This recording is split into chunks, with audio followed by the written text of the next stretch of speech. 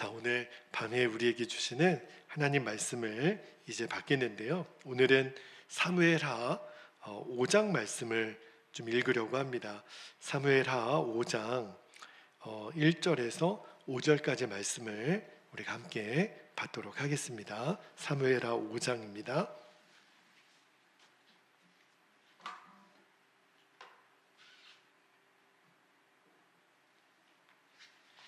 자, 저와 여러분이 한 절씩 교독하고 5절은 같이 읽도록 할게요. 1절입니다. 이스라엘 모든 지파가 헤브론에 이르러 다윗에게 나와 이르되 보소서 우리는 왕의 한 골육이니이다. 전에 곧 사울이 우리의 왕이 되었을 때에도 이스라엘을 거느려 출입하게 하신 분은 왕이시었고 여호와께서도 왕에게 말씀하시기를 내가 내 백성 이스라엘의 목자가 되며 내가 이스라엘의 주권자가 되리라 하셨나이다 하니라. 3절 이에 이스라엘 모든 장로가 헤브론에 이르러 왕에게 나아오매 다윗 왕이 헤브론에서 여호와 앞에 그들과 언약을 맺음에 그들이 다윗에게 기름을 부어 이스라엘 왕으로 삼으니라. 다윗이 나이가 30세에 왕위에 올라 40년 동안 다스렸으되 5절 함께요. 헤브론에서 7년 6개월 동안 유다를 다스렸고 예루살렘에서 33년 동안 온 이스라엘과 유다를 다스렸더라. 아멘. 하나님 말씀입니다. 오늘 사무엘하 5장의 이제 앞부분을 좀 읽었는데요. 이제 믿음의 실험 이제 11번째 말씀을 좀 나누는데 오늘 설교의 주제가 하나님의 계획을 먼저 구하라 는 제목으로 말씀을 좀 나누고 기도하겠는데, 자, 오늘 본문 배경을 좀 여러분에게 말씀을 좀 드릴게요. 자, 이제 우리가 쭉 사무엘상하를 읽어오면서 다윗의 정적이었던 사울 왕이 드디어 죽습니다. 그죠? 근데 사울 왕이 죽고 나서 7년 반 동안은 다윗이 이 유대 지역의 왕이 돼요. 그러니까 전체 이스라엘의 왕이 아니고 이 유대, 근데 그 중심이 헤브론이었죠. 그리고 그 이후에 7년 반이 지난 다음에 이스라엘의 온 지파의 장로들이 다윗을 찾아옵니다.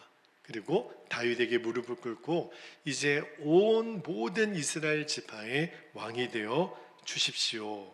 그렇게 이제 오늘 왕으로 추대하고 기름 부어 왕으로 세우는 장면을 우리가 읽었는데, 그런데 다윗의 입장을 한번 볼게요. 다윗이 7년 반 전에 이제 사울이 죽었잖아요. 그리고 이제 유대 지역에서 왕이 되었는데 7년 반이라는 시간은 결코 짧은 시간은 아니에요.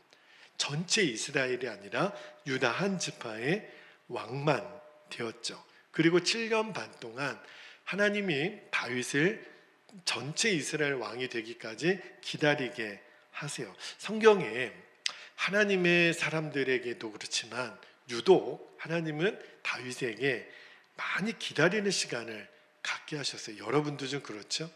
하나님이 저와 여러분을 뭔가를 좀 기다리게 하시는 데에는 이유가 있다고 싶어요. 근데 그 기다리는 시간 동안 엄청나게 많은 연단을 다윗이 받습니다. 광야 생활을 했죠. 정말 블레셋에 망명하여 말할 수 없는 수모도 겪죠. 자, 우여곡절 끝에 사울이 드디어 죽었어요. 그럼 다윗 입장에서는 야, 이제 내가 진짜 하나님의 말씀대로 이제 왕이 되나 보다. 그런데 웬걸이요, 유다 지파의 왕이 되고 7년 반 동안은 꼼짝없이 또 시간이 지나갑니다. 그런데 이제 사무엘하 배경을 여러분에게 좀 말씀을 드리면 이 7년 반 동안 무슨 일이 있었냐면, 여러분 사울의 아들들이 몇 명이 있었는데 그 아들 중에 이스보셋이 이제 나머지 11지파의 왕이 됩니다.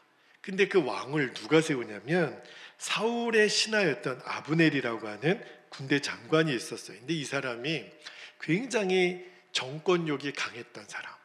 사실은 이 이스보셋을 이제 왕으로 세운 다음에 사실은 모든 나라의 통치는 이 아브넬이 하죠. 그런데 왜 그렇게 할 수밖에 없었냐면 사울의 핏줄을 다윗이 받은 게 아니에요. 옛날에는 왕권이 아버지에서 아들로 계승이 되잖아요. 그러니까 이스라엘의 모든 11지파가 이제 이스보셋이 왕이 되는데 지지를 하고, 왜냐하면 정통성을 갖고 있으니까. 그리고 이제 다윗은 유다 한 지파의 왕이 되는 거죠. 그리고 이제 7년 반이 지나는 거예요. 사실은 다윗 입장에서는 야, 이게 하나님의 계획이 왜 이렇게 안 맞지? 하나님은 나를 전체 이스라엘의 왕이 되게 하신다고 그랬는데 이 7년 반 동안 너무너무 지루하고 답답한 거예요. 하나님 왜 이렇게 하시나? 하나님의 때가 좀 더디다. 여러분, 우리도 그런 때가 있잖아요. 하나님이 분명히 응답하셨고 약속도 주셨고 말씀도 주셨는데, 근데 왜 이렇게 하나님의 뜻이 안 이루어지죠? 도대체 우리 보고 언제까지 기다려야 되나? 이런 마음의 답답함이 있는 분들에게 오늘 말씀을 좀 드리고 싶어요. 우리 중에도 야, 진짜 하나님 내 기도는 듣고 계신 건가? 너무 지겹다. 또 답답하다. 아니, 믿음은 주셨는데 왜 이렇게 안 이루어주냔 말이에요. 하나님의 뜻이 아닌가? 그죠? 그리고 더 힘든 게 뭐냐면 좀 일이 되어지는 것 같다가 또 시간이 지나면 안 되는 거예요. 제가 일본에 선교사로 갈 때 말입니다. 그러니까 저는 특이하게 일본에 가서 먼저 이렇게 좀 이렇게 견습생처럼 좀 몇 달을 있다가 다시 이제 본국에 와서 이제 비자 관계를 다 준비하고, 그리고 이제 한국에서 잠깐 있다가 이제 일본에 다시 가게 되는 그런 케이스였는데, 문제는요, 이제 정상적으로 하면 이제 비자가 곧 나오기 직전이에요. 여태까지 그런 경험이 그 전례대로 하면 비자가 곧 나오는 직전에 제가 이제 본교회에서는 파송 예배도 다 드리고, 제가 아는 식구들 또 주변에 있는 성도들 송별식을 한 10번도 더 했던 것 같아요. 그래 다 이제 인사하고 감사원금도 드리고 광고도 다 하고, 그리고 안녕히 계세요, 저 일본 다녀오겠습니다 그랬는데 문제는 비자가 안 나오는 거예요. 몇 주 동안 지났는데도 안 나오니까 사람들이 주일날 제가 이제 교회를 가면 지난주에 파송 예배 드렸는데 왜 여태 교회에 계시지? 그러니까 한다는 얘기가 아유 목사님 몇 주 더 보니까 좋네요. 또 보니까 얼굴이 좋네요. 그렇지 않아도 섭섭했는데. 그러니까 그때까지는 그래도 아유 네. 근데 막 속은 타들어가는 거예요. 너 빨리 일본 가야 되는데. 근데 비자가 2달, 3달이 지났는데도 안 나오는 거예요. 야, 이제는 몇 달이 지나니까 성도님들이 저한테 뭐라 그러냐면 어머 목사님 일본 갔다가 잠깐 나오셨나요? 이렇게 인사를 하시는데 죽겠는 거예요. 제가 하나님 무슨 놀러 가는 것도 아니고 제가 일본에 언제 놀러 간다 그랬습니까? 선교하러 간다 그러는데 이 비자 문제 좀 해결해 주셔야 되는 거 아닙니까? 될 듯 하다가 또 안 되고, 야 이게 참 그 일본 영사관을 몇 번을 왔다 갔다 했는지, 그죠? 너무너무 그 시간이 힘들었는데, 자 지금 오늘 본문에 나오는 다윗이 그런 거예요. 하나님은 아니 유다 왕이 됐으면 이스라엘의 온 지파의 왕이 되게 해주시다고 하셨는데 자그마치 7년 반 동안을 기다리니 진짜 다윗의 입장에서는 속 터지는 거죠. 근데 하나님이 왜 이렇게 하셨을까? 이유가 있는데 오늘 본문에 그 이야기가 나오는 거예요. 자, 7년 반 동안 아까 여러분 제가 이스보셋이 왕이 됐다 그랬잖아요. 근데 사실은 이스보셋은 꼭두각시예요. 그 뒤에서 다 조정하는 거는 이 아브넬이 했었죠. 그런데 어떤 일이 일어나냐면 이제 이 사울 집안에 내분이 일어납니다. 그리고 결국 이스보셋은 죽어요. 그 신하에 의해서. 그리고 이제 사울의 가문이, 베냐민 지파인 사울의 가문이 완전히 몰락합니다. 그때 이스라엘 온 지파의 장로들이 깨닫는 거예요. 사울의 지파는 아니구나. 사울도 그렇게 죽었더니 그 아들도 그의 지파가 되어지는 것을 보니까 이거는 아니구나. 그리고 하나님이 이새의 아들 다윗에게 기름 부어 왕으로 세우는 그 사무엘 선지자의 이야기를 기억해요. 그리고 다윗에게 찾아갑니다. 그리고 무릎 꿇어 다윗이시여 이제 우리의 왕이 되어 주십시오. 장로들이 무릎 꿇고 이제 다윗을 왕으로 초청하는 거예요. 여러분 생각해 보면 다윗이 이스라엘 전체의 왕이 무력을 통해서 된 게 아니에요. 무슨 정치적인 퍼포먼스를 해가지고 된 게 아니에요. 다윗은요 7년 반 동안 그냥 무던히도 기다리고만 있었어요.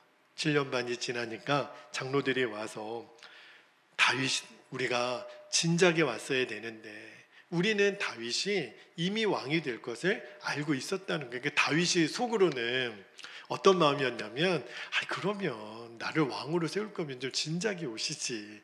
7년 반 동안 도대체 뭐 하셨어요? 라고는 이야기는 안 했지만 다윗이 끝내 못 이기는 척 그렇습니까? 제가 온 이스라엘의 왕이 돼도 되겠습니까? 알겠습니다. 저에게 기름 부어 이제 왕으로 이제 임직하게 되는 그 행사를 진행하게 되죠. 그게 오늘 본문의 내용이에요. 자, 여러분 하나님이 이제 뭘 하시려는지 아시겠죠? 다윗은 하나님 마음에 쏙 드는 사람이라 그랬잖아요. 하나님은요 늘 다윗을 자랑하고 싶은 거예요. 다윗이 어떤 사람인 줄 아니? 다윗은 왕이 되려고 그렇게 애썼던 사람 아니야.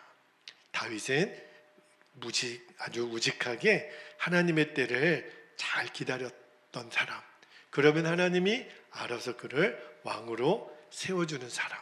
여러분 지금도 전 세계에 이제 미국도 곧 대통령 선거가 있잖아요. 그리고 세계 지도자들이 세워지는 과정을 보면 왕이 되려고 대통령 되려고 얼마나 애를 쓰는지 몰라요. 진짜 저렇게까지 왕이 되고 싶은가? 저렇게까지 대통령이 되고 싶은가? 하는 생각이 들 정도로 저는 저보고 하라 그러면 시켜줘도 안 할 것 같은데 그렇게 대통령 되고 싶은가 봐요. 그렇게 진짜 악을 써가면서 대통령 되고 싶은데 다윗도 인간적인 마음으로는 그러고 싶은 마음이 있었겠죠. 그런데 하나님이 다윗에게는 계속 기다리게 하십니다. 그리고 나중에 이제 장로들이 와서 다윗에게 다윗이여 당신이야말로 진짜 이스라엘의 왕이십니다. 그러니까 하나님이 지금 다윗을 이런 왕으로 세우시려는 과정을 거치게 하신 거예요.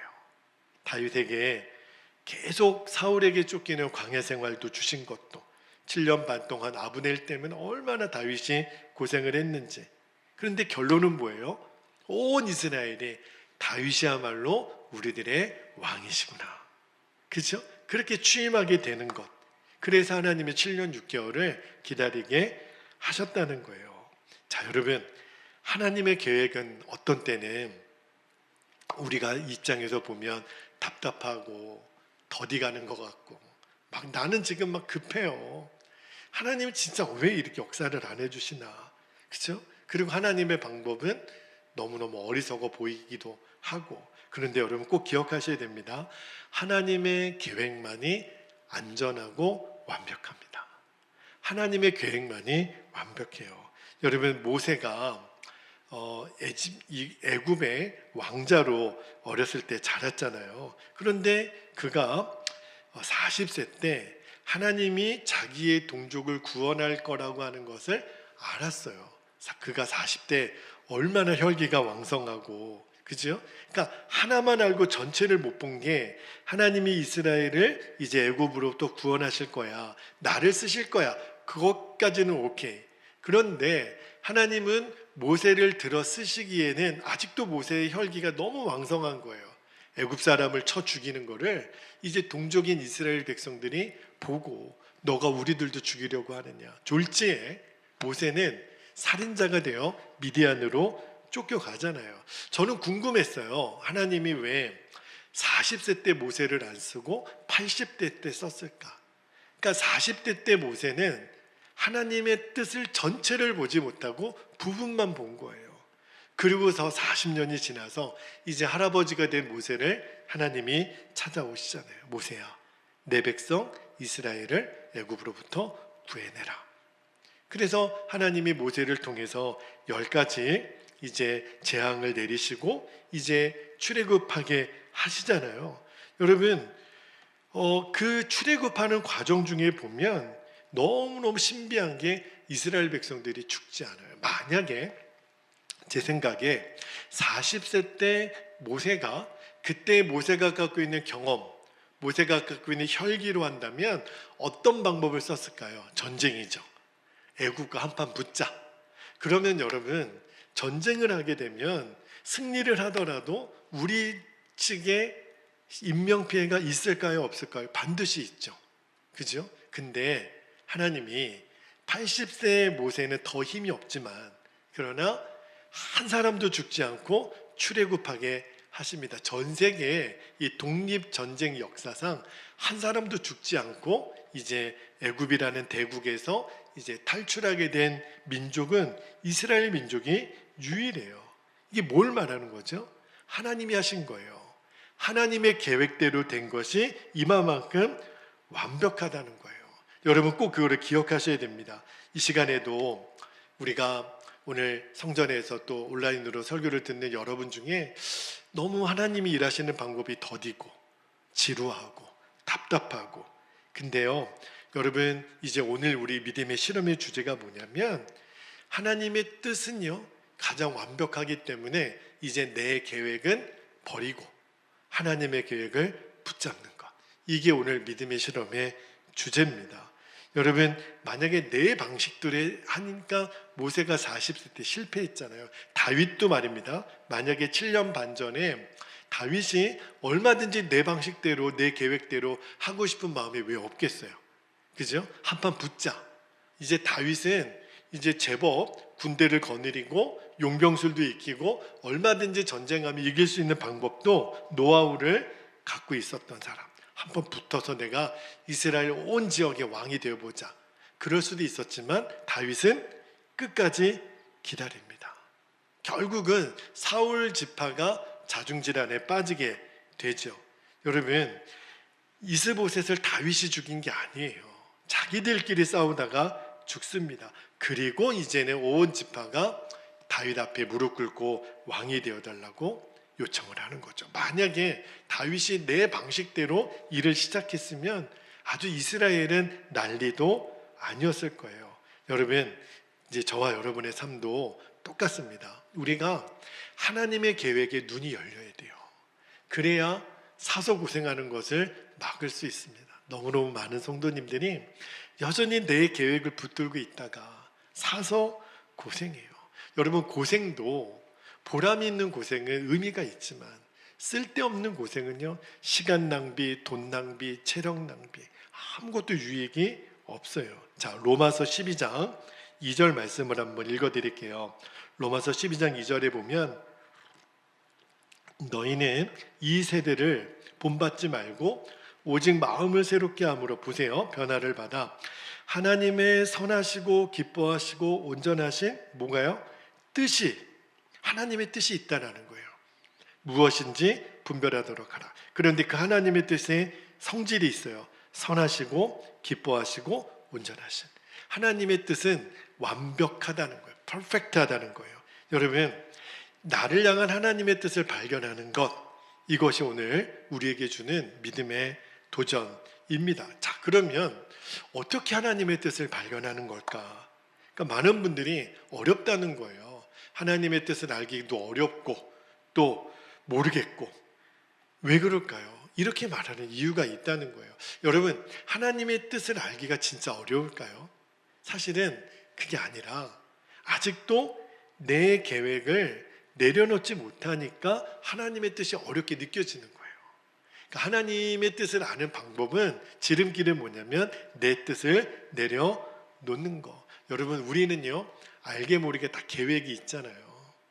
내 계획, 내 방식. 여러분의 인생을 하나님께 맡겼다고 하지만 내 인생의 플랜을 많은 사람들이 내가 짜요.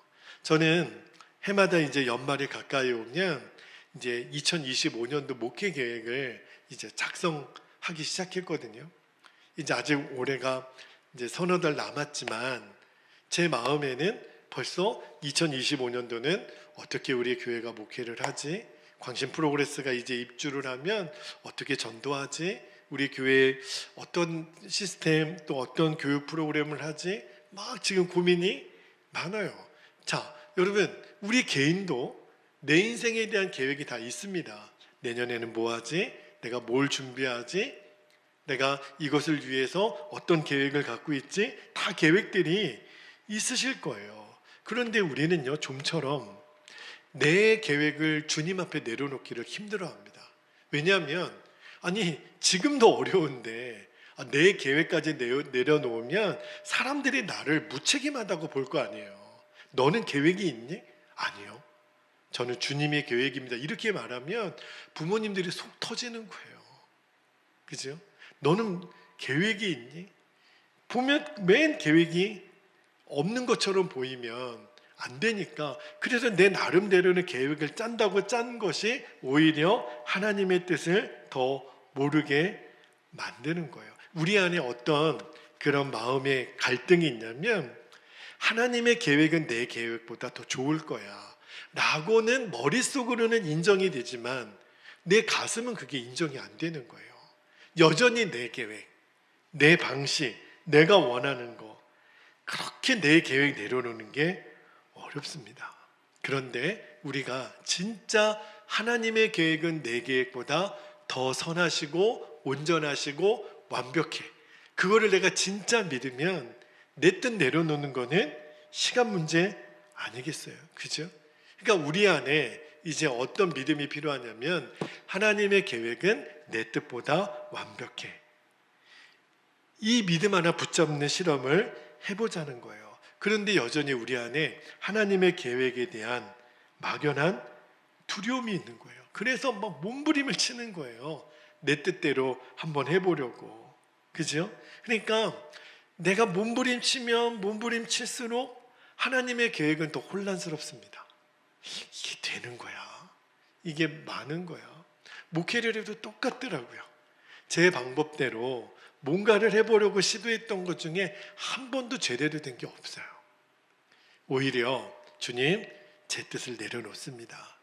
주님의 계획을 드러내 주십시오. 여러분, 그때부터 하나님의 계획이 분명해지는 거예요. 자, 그러면 또 하나 질문이 생기죠. 목사님, 내 뜻을 내려놓는 거는 어떻게 하라는 거예요? 어떻게 하면 될까요, 여러분? 우리가 그동안 계속해서 나눴던 십자가 복음밖에는 없어요. 그게 뭐냐면 나는 죽었습니다. 그러니까 내 계획을 내려놓는 최고의 지름길은 뭐냐면 나의 죽음을 선언하는 거예요. 여러분, 우리가 하나님의 계획을 물을 때 이렇게 종종 묻잖아요. 하나님, 나를 향한 하나님의 계획이 무엇입니까? 저도 그랬거든요. 근데 어느 순간에 나를 향한 하나님의 계획을 묻는 것도 하나님이 기뻐하는 기도가 아니라는 것을 알았어요. 나를 향한, 이거를 내가 내려놓지 못하는 거예요. 저는 끊임없이 나를 향한, 우리 가정을 향한, 우리 베델교회를 향한 하나님의 뜻이 무엇입니까? 그렇게 구했거든요. 근데 하나님이 저에게 말씀하시기를, 야, 왜 꼭 너를 향한 기도냐? 왜 너를, 가정을 향한 나의 뜻이냐? 왜 베델교회만을 향한 나의 뜻이냐? 너 이렇게는 구하지 못하겠니? 그냥 하나님의 뜻은, 그냥 하나님의 계획이 이루어지기를 원합니다. 그게 하나님이 진짜 원하는 기도라는 것을 알게 됐어요. 오늘 새벽에 제가 사도행전 13장 말씀을 전하면서 어떤 말씀에 딱 부딪혀 왔냐면, 여러분, 바나바와 바울이 안디옥에서 파송을 받아 1차 전도 여행을 떠날 때 바나바의 조카 마가 요한이 그 일행 중에 있었어요. 그런데 이 마가 요한이 그만 이 밤빌리아 섬에서 이제 전도를 마치고 나서는 예루살렘으로 가버립니다. 왜 갔을까? 오늘 그 새벽에 말씀을 여러분에게 좀 드렸잖아요. 혹시 못 들으신 분들은 오늘 새벽 말씀을 꼭 한번 들어보셨으면 좋겠는데, 성경학자들이 얘기하는 것이 마가 요한의 삼촌인 바나바가 이제 그 전도 여행의 리더가 바나바에서 바울로 바뀌게 되는, 그죠? 엘루마 마술사에게 영적 전쟁을 이기는 사건을 계기로 이제는 바울이 바나바보다 리더가 돼요. 그래가지고 그 일에 바나바의 조카였던 마가 요한이 마음의 상처를 입고 내가 바울에게 리더십을 인정할 수가 없어서 그래서 예루살렘으로 돌아갔을 것이다 라고 이야기를 하는데 꽤 근거가 있는 이야기라는 것을 오늘 새벽에 말씀을 드렸잖아요. 자, 그런데 조카 마가 요한이 그렇게 갔다 하더라도 바나바를 주목해 보고 싶었던 거예요. 바나바는 그때 어떻게 반응하냐면 내가 리더가 되든 안 되든 상관이 없었어요. 그는 삶의 목적이 예수님이니까 예수님이 원하시는 일이라면 기꺼이 바울이 이 전도팀의 리더가 돼도 나는 관계없습니다. 끝까지 바울을 도와서 1차 전도 여행을 마무리하잖아요. 그리고 이제 예루살렘 교회에 이제 다시 돌아왔을 때 사람들이 막 박수를 치고 수고하셨습니다. 고생하셨습니다. 그때 바나바가 이렇게 고백하지 않았겠어요? 이 모든 것은 주님이 하셨습니다. 그러니까 바나바의 마음에는 내 계획, 바울의 계획이 중요한 게 아니라 하나님의 계획이 중요했으니까. 그래서 기꺼이 그 자리를 양보할 수 있었던 거예요. 그러니까 이제 우리도 이제 기도의 포커스를 바꿀 필요가 있어요. 나를 향한 주님의 계획을 묻지 말고 그냥 순순히 주님의 계획은 무엇입니까? 주님이 우리에게 가르쳐 주세요. 그러니까 우리는 자꾸 주님의 계획도 나를 중심으로 깨닫게 해달라고 구하니까 그렇게 점점 어려워지는 거예요. 여러분, 우리가 궁금하죠? 하나님의 뜻이, 하나님의 계획이. 그때 우리들이 제일 먼저 해야 될 기도가 뭐냐면 주님, 저 마준철은 죽었습니다. 저를 향한 하나님의 뜻 아니고 그냥 하나님의 뜻, 그 뜻을 가르쳐 주십시오. 그리고 그 다음에 나는 어떻게 할까요? 이게 정직한 기도예요. 나를 향한 그 주님의 뜻은요, 여전히 내가 어떤 원하는 이 그림이 있거든요. 그거에 하나님도 좀 맞춰주세요. 이런 의미가 담겨져 있는 거예요. 그 욕심도 내려놓고 그냥 순수히 하나님의 뜻이 무엇입니까? 그 다음에 내가 순종할 것이 무엇입니까? 그렇게 나아가면 주님이 오히려 하나님의 뜻을 더 선명하게 분명하게 우리에게 보여주세요. 그러므로 우리들의 기도가 주님, 나는 죽었습니다. 그러면 제일 먼저 달라지는 게 뭐냐면 기도가 달라져요. 자, 기도에 대해서 여러 번 제가 말씀을 드렸지만 우리는 자꾸 기도를 내 소원을 이루는 방법으로 생각하잖아요. 그런데 그게 아니라고 여러분 제가 수도 없이 말씀을 드렸어요. 기도는 내가 원하는 것을 하나님이 들어주시도록 내가 요청하는 게 아니라 하나님이 원하시는 뜻을 이루기 위해서 내 기도를 하나님이 쓰시는 거예요. 만약에 무조건 내가 기도하는 것을 하나님은 다 들어주셔야 되라고만 기도의 컨셉을 잡으면 하나님 그분을 굉장히 난감하게 해드릴 수 있어요. 예를 들면, 자, 여러분, 미국에서 남북전쟁이 있었죠. 왜 미국에서 남북전쟁이 있었는 줄 아십니까? 노예 때문에. 북쪽은 해방해야 된다. 근데 남쪽은 계속해서 노예제도를 이제 인정하고 그들은 영혼이 없는 사람이라고 남쪽에 있는 그리스도인들은 생각을 했다니까요. 자, 전쟁이 났어요. 자, 전쟁이 나면 북군도 그리스도인이고 남쪽도 그리스도인인데 기도하지 않았겠어요? 하나님께, 하나님 우리 편이 되게 해주세요. 이 전쟁에서 이기게 해주세요. 자, 여러분, 똑같은 성도가 기도하는데 근데 그 결과가 다르다면 하나님은 누구의 기도를 들어주셔야 되는 거죠? 너무너무 난감한 거예요. 여러분, 운동 경기를 하더라도 여러분 A팀과 B팀이 다 그리스도인들이에요. 그런데 우리 팀이 이기게 해달라고 기도하네요. 근데 결국은 승패는 갈려지게 돼 있잖아요. 그러면 하나님은 어느 팀에게는 기도응답을 안 해주신 걸까요? 제가 말씀을 묵상하다가 지난번에 우리 전도 컨퍼런스 결선 때 제가 이제 13개 교회 중에 저희 교회가 대상을 받게 됐잖아요. 근데 한번 생각해 봤어요. 어떤 생각을 들었냐면, 그날 만약에 우리 베델교회가 대상을 못 받았으면 우리는 어떤 마음으로 돌아왔을까? 엄청 낙심했을 것 같아요. 야, 만약에 진짜 대상을 못 받았다 그러면 나는 이것도 하나님의 뜻이었다라고 인정했을까? 그러면서 드는 마음이, 야, 그날 다 그냥 동상이몽이잖아요. 다 우리가 1등이 됐으면 좋겠다라는 게 모든 교회들의 마음이었을 텐데, 그러면 그 교회 성도들도 우리 교회가 대상 받게 해달라고 기도를 안 했겠습니까? 그죠? 근데 그러면 기도가 하나님이 우리들이 원하는 것을 들어주셔야 되는 것으로만 보면, 그럼 하나님은 어느 교회 기도는 기도를 들어줄 수 없는 입장이 되는 이상한 구조가 되잖아요. 그래서 미국의 남북전쟁 이야기를 제가 하다 말았는데, 자, 하나님은 결국은 북군의 손을 들어주셨어요. 이유는 기도가 달랐던 거예요. 북군의 지도자는 우리가 아는 미국의 최고 존경하는 대통령 누구죠? 에이브라함 링컨이, 그 참모들이 각하 지금 북군도 남군도 하나님이 우리 편이 되어주셔야 우리가 전쟁에 이기게 해달라고 기도하고 있는데, 이 북군에 있는 백성들에게도 하나님이 우리 편이 되게 해달라고 기도하셔야 되지 않겠습니까? 그때 링컨이 뭐라 그러죠? 아니라는 거예요.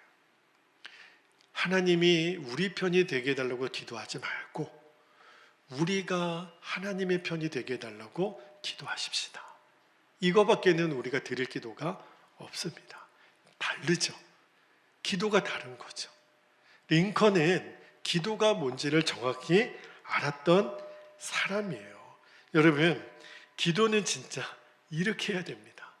하나님의 뜻이 이루어지는, 하나님이 원하시는 뜻을 나를 통해서 이루시는 방법이 바로 기도예요. 만약에 우리가 내가 원하는 것을 이루기 위해 기도의 자리로 나온다면, 그러면 하나님이 굉장히 어려워하세요. 그죠? 여러분, 하나님이 원하시는 것을 구할 수 있는 저와 여러분이 되시기를 축복합니다. 그래서 필요한 게 나는 죽었습니다. 내가 죽음으로 처리된 사람만이 이 기도를 드릴 수 있는 거예요. 내가 안 죽으니까. 그죠? 그러니까 자꾸 내 소원을 하나님께 요청하는 거죠. 여러분, 하나님은 다 아세요. 저와 여러분에게 필요한 모든 것, 우리 베델교회에 필요한 모든 것, 우리 가정에 필요한 모든 것 다 아세요. 하나님이 왜 모르시겠어요? 하나님이 지켜보시는 거죠. 어떤 때는 내가 원하는 거를 그냥 주면 우리 큰일 나는 수가 있어요. 여러분, 5살 딸이 소꿉장난한다고 부엌에 가서 엄마한테 그 손만 살짝 떼도 이렇게 벨 수 있는 식칼을 가지고, 엄마 나 이거 가지고 소꿉장난할게요. 그러면 어느 엄마가 그 식칼을 아이에게 줍니까? 5살짜리에게. 그거 줬다가 큰일 나요. 우리가 원하는 것을 우리는 그게 좋은지 나쁜 건지 모르고 구할 수도 있어요. 하나님이 왜 안 주시겠어요? 지금 줬다가는 큰일 나는 거예요. 그러니까 우리는 자꾸 내가 원하는 대로 되어지지 않으면 하나님께 자꾸 삐지는 거예요. 기도는 그게 아니라는 거예요. 여러분, 우리가 전도할 때 사형리라고 여러분 아시죠? CCC에서는 예전에 사형리를 가지고 전도를 했는데, 사형리의 첫 번째 주제가 뭐냐면, 하나님은 당신을 향한 크고 놀라운 계획을 가지고 있습니다. 근데 이제 죄 때문에 그게 깨어지고, 그래서 예수님을 나의 왕좌에 모시는 이런 전도 4가지 전도 테마가 있어요. 근데 첫 번째, 하나님은 당신을 향한 계획과 놀라운 뜻을 갖고 계십니다. 그런데 이거를 전하는 자가 그거를 진짜 안 믿으면 어떡해요? 그죠? 그거를 전한다고 하는 것은 나도, 그 전도받는 그 사람 말고 나도 나를 향한 하나님의 놀라운 계획이 있다는 것을 믿는 거죠. 여러분, 내 계획보다 하나님의 계획이 부족할 수가 있나요? 불완전할 수가 있나요? 그럴 리는 없어요. 그러므로 이제 하나님의 뜻이 완전하기 때문에 내 뜻을 내려놓는 것. 이게 바로 나는 죽고 예수로 사는 기도인 거예요. 이것에 실패하면요, 우리가 엄청난 대가 지불을 할지도 몰라요. 여러분, 인도에서 제일 존경하는 사람, 헤어스타일 완전히 이제 제일 존경하는 사람 누구죠? 마하트마 간디예요. 지금도 인도 사람들에게는 영원한 이제 지도자, 그죠? 정말 그런 상징적인 존재이잖아요. 근데 여러분, 마하트마 간디가요, 그리스도인이 될 수 있었어요. 그가 성경을 통독했던 사람이에요. 그는 정말 예수님의 정신에 대해서 푹 빠졌던 사람. 복음을 읽고, 우리 이 민족도 기독교를 믿어야 되겠구나. 그래가지고 교회를 찾아갑니다. 그런데 그가 영국인 교회에 찾아갔다가 그 문 앞에서 문전박대를 당해요.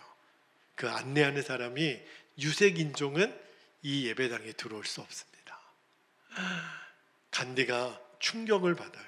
내가 읽은 성경에 나오는 예수님은 그렇게 말씀하신 적이 없는데, 교회는 백인과 이제 유색인종을 차별해서 예배당에 들어올 수 없습니다. 그리고 이제 쫓겨납니다. 그리고 이제 기독교인이 되는 것을 포기해요. 만약에 간디가 기독교인이 됐다면 여러분, 인도의 기독교 역사는 차원이 달라질 거예요. 어쩌면 지금은 인도는 전 세계에서 가장 높은 기독교 인구를 가진 나라가 될 수도 있었을 거예요. 너무너무 절호의 찬스를 놓친 거죠. 여러분, 우리도 예수님을 믿는다고 하면서도 진짜 나는 죽고 예수로 사는 십자가 복음을 정확하게 갖지 못하면 그런 실수를 저지를 수 있어요. 나도 모르는 사이에 사람을 차별하고 복음이 아닌 비진리를 진리인 것처럼, 그래서 깨어지는 교회에 상처 입은 성도들이 얼마나 많은지 몰라요. 그래서 나는 죽고 예수로 사는 십자가 복음을 붙잡아야 됩니다. 그래야 하나님의 뜻이 정확하게 이루어져요. 이게 여러분 진짜 예수로 사는 신앙생활인 거예요. 여러분, 우리 모두에게 나는 죽고 예수로 사는 십자가 복음이 이미 주어졌죠. 근데 그거는요, 한 번 내가 들어봤더라, 한 번 내가 스쳐 지나가는 구호 같은 게 아니에요. 항상 고백해야 돼요. 항상 나는 죽었습니다. 예수님이 내 생명이십니다. 그러면 하나님의 뜻이 점점 내 안에 선명하게 보이기 시작합니다. 하나님이 나를 그렇게 조정해 주세요. 그죠? 그런데 지금 우리 자신에게는 그것이 좀 어려울 수도 있죠. 내 계획을 내려놓으라. 그러면 망하게 될 것 같고, 목사님 염장 지르는 소리 좀 하지 마세요. 그렇지 않아도 죽겠는데 내가 이거 지금 내 계획을 내려놓으면 나보고 어떻게 하라는 거예요. 진짜 하나님 정말 살아계시면 뭔가 좀 명확하게 보여주셔야 되는 거 아니에요? 그렇죠? 내 뜻을 내려놓으면 우리 한국 성도들 안에 왜 그런 생각을 하는지, 꼭 내 뜻을 내려놓으면 신학교 가게 하실 것 같고, 주의종 되게 하실 것 같고, 저 선교지 보내실 것 같고. 여러분 진짜 걱정도 팔자예요. 그런 걱정 안 하셔도 돼요. 그죠? 하나님이 내 계획 내려놓는다고 하나님이 우리를 골탕 먹이시는 하나님 아니세요. 여러분, 하나님은요, 우리가 생각하는 것보다 훨씬 좋으신 하나님이세요. 하나님은 정확하신 하나님이세요. 하나님은 은혜가 풍성하신 하나님이세요. 그래서 말씀의 기초에서 하나님의 뜻을 볼 줄 알아야 돼요. 오늘 본문에 다윗이 그 도전을 우리에게 주시는 거예요. 하나님이 다윗을 괜히 고생시킨 게 아니에요. 7년 반 동안 다윗이 기다립니다. 도대체 하나님의 뜻이 뭘까? 내가 쿠데타를 일으켜서 한번 내가 정권을 잡아야 되는 거 아니야? 얼마 전에 추석 다음 날인가 TV에서 그죠? 무슨 봄날 해가지고 그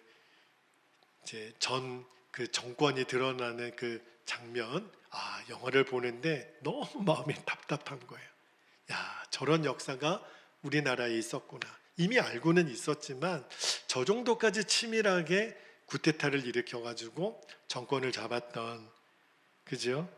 너무너무 마음이 아프더라고요. 우리나라에 그런 흑역사가 있었다라는 게 부끄럽기도 하고. 근데 만약에 다윗도요, 그런 전 모시기 대통령과 같이 그렇게 나도 한번 구테타를 일으켜가지고 이 민족을 내가 통째로 삼켜버려야 되겠다, 무서운 야망이 있었다면 이스라엘은 진작에 끝났어요. 그냥 피비린내 내는 싸움으로 끝났던 거죠. 그죠? 근데 다윗이 자기의 뜻을 하나님 앞에 내려놓습니다. 다 접어요. 그리고 여러분, 다윗이 광야를 지나는 동안 그가 늘 고백했던 시편이 있었죠. 시편 23편 1절 말씀. 자, 한번 읽어드릴게요. 여호와는 나의 목자시니 내게 부족함이 없으리로다. 저는 이 말씀을 읽는데 내게 부족함이 없으리로다, 이 말이 무슨 뜻이냐면 나는 죽었습니다. 나는 죽었습니다. 내게 부족함이 없습니다. 아니, 부족한 것도 내가 살아 있어야 부족한 거죠. 내가 이미 죽었는데, 그죠? 근데 여러분, 이 시편 23편 1절을 가지고 어떤 분이 큐티를 하는데 이런 나눔을 하시더라고요. 자기가 붙잡은 기도 제목은 이거였대요. 하나님, 내게 부족한 것이 없도록 채워주세요. 이렇게 이제 기도 제목을 나누시더라고요. 그래서 제 마음에 어떤 생각이 들었냐면, 여전히 이분은 부족한 것이 많다고 생각하시는구나. 그러니까 부족한 것이 없도록 해달라고 요청을 하시는 거잖아요. 여러분, 진짜 기도의 포커스가 정반대인 거죠. 여호와는 나의 목자시니 내게 부족함이 없으리로다. 그러면 나도 하나님, 저는 부족한 게 없습니다, 이 기도가 나와야 정상인 거죠. 근데 여러분이 만약에 주변에 있는 친구들 만나가지고 옆집 사람들하고 만나서 누구 엄마, 나는 부족한 게 하나도 없어. 여러분, 동창회 모임 나가가지고요, 친구들한테 야, 나는 부족한 게 하나도 없어, 이렇게 얘기하면 어떻게 반응을 해요? 없긴 개뿔, 부족한 거 천지백갈이더만, 이렇게 얘기할 수 있잖아요. 아니, 자기 이름으로 집도 없어, 스펙도 없어, 아무 준비도 안 됐는데 야, 나는 하나님이 나의 목자시니 나는 부족함이 없어, 이렇게 얘기하면 아마 친구들이 너 미쳤구나, 이렇게 얘기하는 사람이 있을 수도 있죠. 그죠? 근데 여러분, 나는 부족함이 없습니다, 이 기도가 진짜 나와야, 그 이야기를 들으면 옆에 있는 사람들은 기절초풍할 것 같지만 나는 여호와가 나의 목자시니 내게 부족함이 없습니다, 나는 이미 죽었습니다. 다윗이 그랬고 오늘 새벽에 나누었던 바나바가 그랬어요. 바울이 그랬어요. 이제는 더 이상 내가 이름 내고 내가 원하는 뭔가가 이루어지는 거 아무런 상관이 없어요. 주님의 뜻만 이루실 수 있다면 그게 바로 내가 죽은 사람의 기도이고, 여호와는 나의 목자시니 내게 부족함이 없으리로다. 여러분, 이렇게까지 말씀드렸는데 목사님이 내 인생 책임질 거예요. 여러분, 그렇게 나오시면 반칙입니다. 하나님이 여러분 마음을 모르실 리가 없잖아요. 하나님이 여러분이 진짜 하나님, 여호와가 나의 목자시니 나 부족한 것이 없습니다, 저 진짜 믿습니다, 하나님이 그 진짜 믿겠다고 나오는 그 사람의 인생을 어떻게 책임 안 지시겠어요? 그죠? 여러분, 이제 하나님의 계획이 완벽하고 선하시다면 이제 내 계획을 내려놓는 기도를 오늘 우리가 드려야 돼요. 다윗이 그런 사람이었어요. 다윗은 그 광야, 얼마나 부족한 게 많은 시절입니까, 광야가. 근데 그때 했던 고백이거든요. 하나님, 나 부족한 게 하나도 없어요. 그래서 하나님이 다윗을 쓰실 수 있었던 거예요. 여러분, 저와 여러분도 진짜 하나님께 쓰임 받기를 원하십니까? 우리 가정이, 우리 교회가 하나님께 정말 쓰임 받기를 원하십니까? 그러면 이 기도가 나와야 돼요. 하나님, 나는 부족한 게 없습니다. 예수님 한 분이면 충분합니다. 그래도 7년 반 동안 다윗이 기다릴 수 있었던 거예요. 그리고 이제 우리가 할 기도는 뭐죠? 아까 제가 그 말씀 드렸어요. 나를 향한 하나님의 뜻을 이제 더 이상 구하지 마실 것. 의미가 없어요. 여전히 내 뜻을 이루어 주시는 어떤 분이라고 여기는 거니까. 하나님이 원하시는 거는 나와 상관없어도, 그죠? 나는 하나님의 뜻을 구합니다. 이게 여호와는 나의 목자시니 나는 부족한 게 없습니다. 나는 죽었습니다. 다 똑같은 기도예요. 그랬을 때 하나님이 우리를 어떻게 보시겠어요? 하나님이 이스라엘의 장로들의 마음을 뒤집어 놓습니다. 가서 다윗 앞에 가서 무릎 꿇어라. 그리고 그를 왕으로 삼으라. 그들이 그냥 정신이 갑자기 번쩍 나서 그랬던 게 아니에요. 하나님이 하신 거예요. 하나님이 80세의 노인 모세를 통해서, 무슨 그가 힘이 있겠어요? 무슨 전술이 있겠어요? 그냥 지팡이 하나 들고 두들기는 것밖에 없었어요. 그게 무슨 싸움이에요? 하나님이 이제 모세가 육신의 힘을 의지하지 않고 하나님 하십시오. 그래서 10가지 재앙이 애굽에 내려지고 출애굽을 이루어내고 홍해를 가르고, 그죠? 그 광야 40년의 시간을 이끌어내는 역사가 일어나잖아요. 우리도 똑같아요. 우리가 이제 오늘 이 밤에 기도하고 싶은 거는, 하나님, 내 계획보다 하나님의 계획은 완벽하십니다. 그죠? 이제 나를 향한 이제 이 기도 내려놓는 거예요.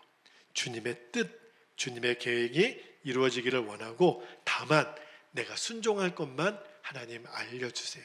저는 요한복음 2장에 그 가나 혼인잔치 이야기를 읽을 때, 저는 처음 중학교 때인가요? 고등학교 때 이 말씀을 읽으면서 좀 웃기더라고요. 아니, 어떻게 물이 변하여 포도주가 돼요? 여러분, 상식적으로 안 되는 거잖아요. 그죠? 게다가 그거를 빈 항아리에다가 물을 채워다가 갖다 주래요. 그러면 정말 연회장이 그 빈 물을 받았다가 그 하인들 가만히 두겠습니까? 왜 미친 짓을 해요? 저는 처음에 그 이야기가 이해가 안 되더라고요. 그런데 하나님의 역사는 내 이해를 구하는 역사가 아닌 거예요. 하나님이 원하시는 거는 그냥 하나님이 하시겠다 그러면 나는 순종하는 거. 예수님의 어머니 마리아가 예수님이 무엇이든지 말하는 대로 순종하라. 그랬더니 물이 변하여 포도주가 된 것처럼 저와 여러분의 인생에 물이 변하여 포도주가 나타나는 역사가 이제 나타날 것입니다.